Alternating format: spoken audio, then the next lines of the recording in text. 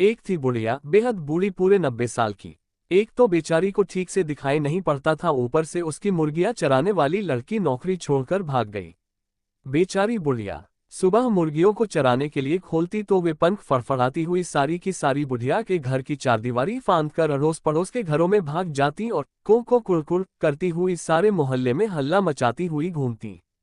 कभी वे पड़ोसियों की सब्जियां खा जाती तो कभी पड़ोसी काटकर उन्हीं की सब्जी बना डालते। दोनों ही हालतों में नुकसान बेचारी बुढ़िया का होता। जिसकी सब्जी बर्बाद होती वह बुढ़िया को भला बुरा कहता और जिसके घर में मुर्गी पकती उससे बुढ़िया की हमेशा की दुश्मनी हो जाती। हार कर बुढ़िया ने सोचा कि बिना नौकर के मुर्गियां पालना उसकी जैसी कमजोर बुढ़िया के बस की बात नहीं। भला वो कहाँ तक डंडा लेकर एक एक मुर्गी हाँकती फिरे।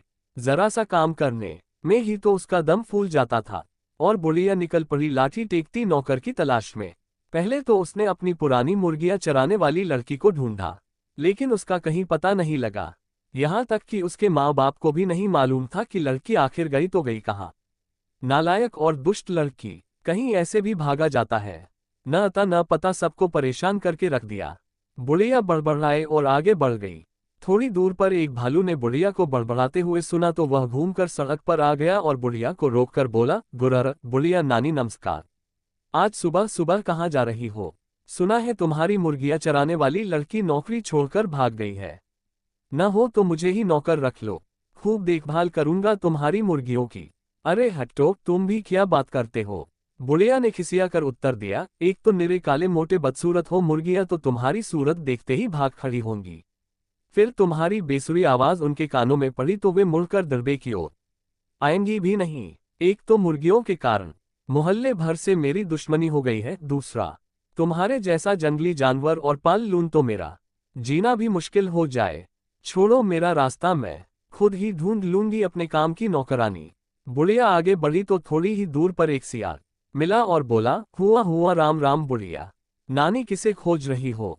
बुढ़िया खिसिया कर बोली, अरे खोज रही हूं एक भली सी नौकरानी जो मेरी मुर्गियों की देखभाल कर सके।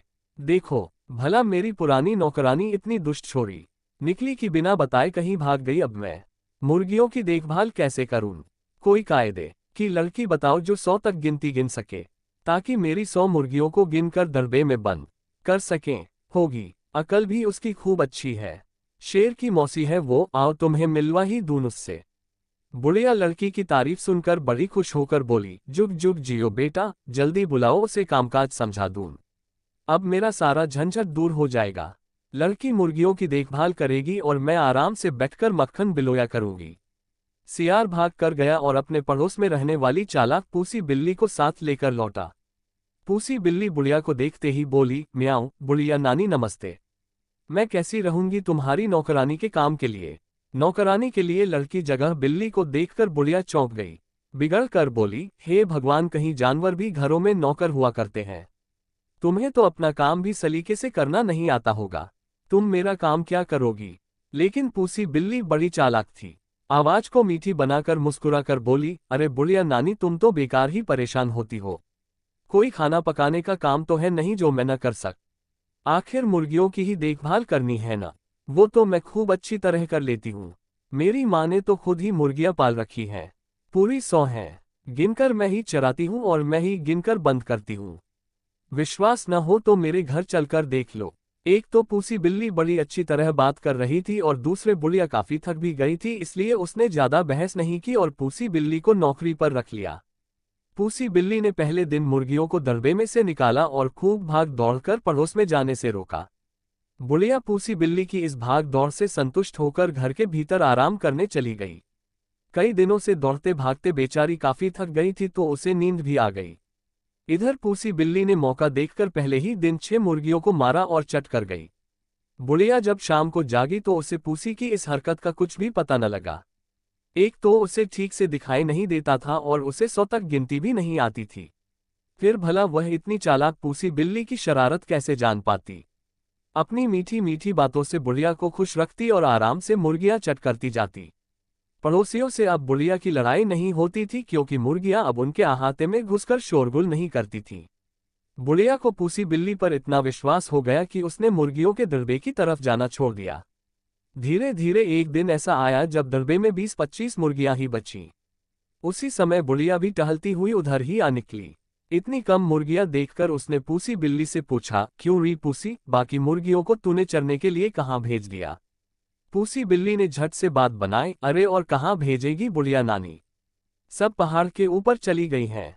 मैंने बहुत बुलाया लेकिन वे इतनी शरारती हैं कि वापस आती ही नहीं।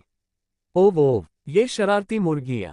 बुढ़िया का बड़बड़ाना फिर शुरू हो गया, अभी जाकर देखती हूँ कि ये इतनी ढीठ कैसे हो गई है। पहाड़ के ऊपर खुले में घूम रही हैं। कहीं कोई शेर या भेड़िया आ ले गया तो बस। ऊपर पहुंचकर बुढ़िया को मुर्गियां तो नहीं मिली, मिली सिर्फ उनकी हड्डियां और पंखों का ढेर। बुढ़िया को समझते देर न लगी कि यह सारी करतूत पूसी बिल्ली की है। वो तेजी से नीचे घर की ओर लौटी। इधर पूसी बिल्ली ने सोचा कि बुढ़िया तो पहाड़ पर गई, अब वहां सिर पकड़कर रोएगी, जल्दी आएगी नहीं। तब तक क्यों ना मैं बची बचाई मुर्गियां भी चट कर लूं। ये सोचकर उसने बाकी मुर्गियों को भी मार डाला। अभी वह बैठी उन्हें खा ही रही थी कि बुढ़िया वापस लौट आए। पूसी बिल्ली को मुर्गियां खाते देखकर वह गुस्से से आग बबूला हो गई और उसने पास पड़ी कोयलों की टोकरी उठाकर पूसी के सिर पर दे मारी। पूसी बिल्ली को चोट तो लगी ही, उसका चमकीला सफेद रंग भी काला हो गया। अपनी बदसूरती को देखकर वह रोने लगी। आज भी लोग इस घटना को नहीं भूले हैं और रोती हुई काली बिल्ली को डंडा लेकर भगाते हैं। चालाकी का उपयोग बुरे कामों में करने वालों को पूसी बिल्ली जैसा फल भोगना पड़ता है।